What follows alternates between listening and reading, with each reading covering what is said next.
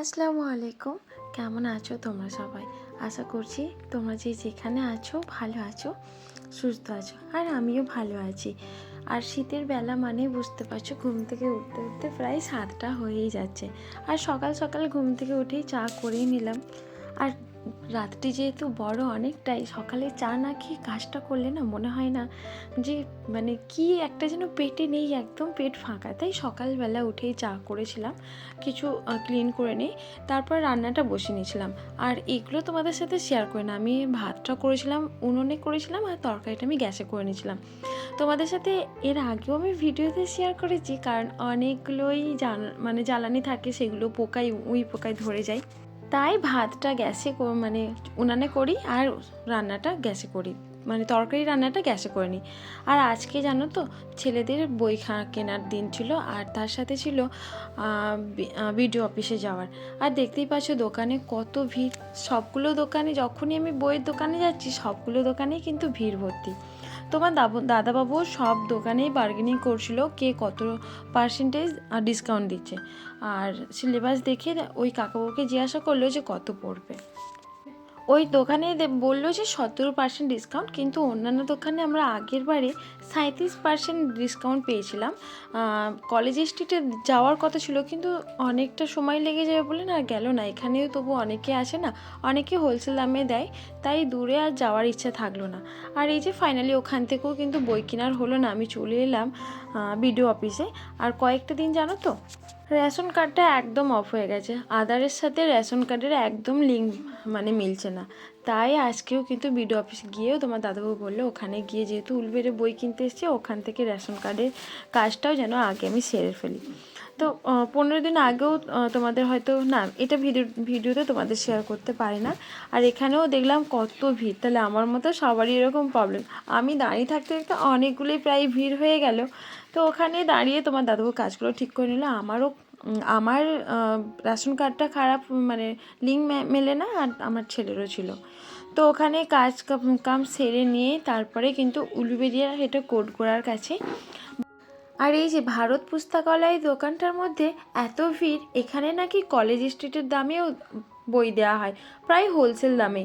এখান থেকে তোমার দাদুবাবু লাইনেও দাঁড়িয়েছে, এখানেও দেখলাম প্রচুর ভিড়।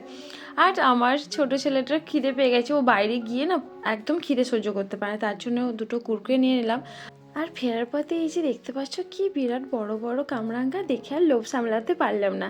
আর লাল জামরুল দেখে ছেলে বলছে মা কিনে দাও, আর 250 টাকা করে কেজি। শুনেই তো আমি তো শুনে অবাক হয়ে গেছি। তো যাই হোক, আমি কম করেও নিয়ে নিলাম। এদিকে বই কিনেছি, আর এই কাকাবাবুর একদমই তো অনলাইন নেই, দেখলেই বুঝতে পারছো, লোকালয়ে ফেরি করে। তাই ওনাকে বললাম ক্যাশ টু ক্যাশ দিতে হবে, তাই আমরা 1-2 পিস করেই নিলাম, বেশি নিতে পারলাম না।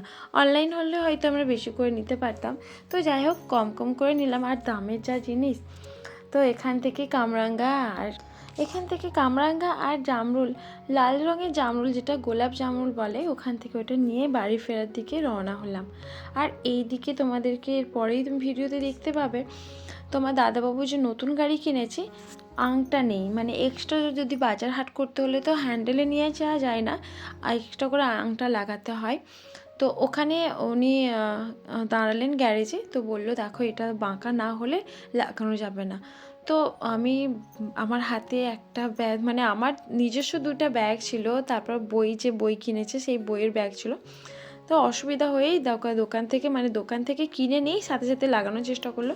তো মানে কি বলবো, এইরকম গাড়িতে নাকি সোজা বসানো যায় না, বিএসসি এরকম একটা কি নাম বললো, সেই রকম আংটা লাগানো যায়। আর এই যে বাড়িতে নিয়ে এসে বড়ো ছেলে দেখে বললাম মা এত বড় কামরাঙ্গা, তো চলো আমরা খেয়ে ফেলি। তো মানে সাথে সাথে বললাম দেখো তুমি এখন খেও না, আমরা ভাত খেয়ে নিয়ে খাবো। টক জিনিস তো সবারই খাওয়ার ইচ্ছে থাকে, আর আমার ছেলেরা একটু টক খেতে ভালোবাসে। আমরা ভাত কাটা সেরে ফেললাম, সেগুলো আর তোমাদের সাথে শেয়ার করলাম না। আর ওই কাটলো এক একটা পিস, আর এত ভেতরে নরম জুসি একটা রসালো একটা ফল। মানে আমি এখন তোমাদের সাথে ভিডিও শেয়ার করছি, এডিট করার সময় না আমারও জিভে এখনও লাল চলে আসছে, এত মজাদার ছিল, খুব ভালো ছিল। আর এই হচ্ছে এটা কালকের ভিডিও।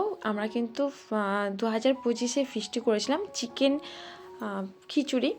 আমরা কয়েকটা যা মিলে, মানে আমার এলাকার, আমার নিজস্ব না, আমার এলাকার যা মিলে আর কয়েকটা ননদ থাকে না, ননদ মিলে আমরা কিন্তু ফিস্টিটা করেছিলাম।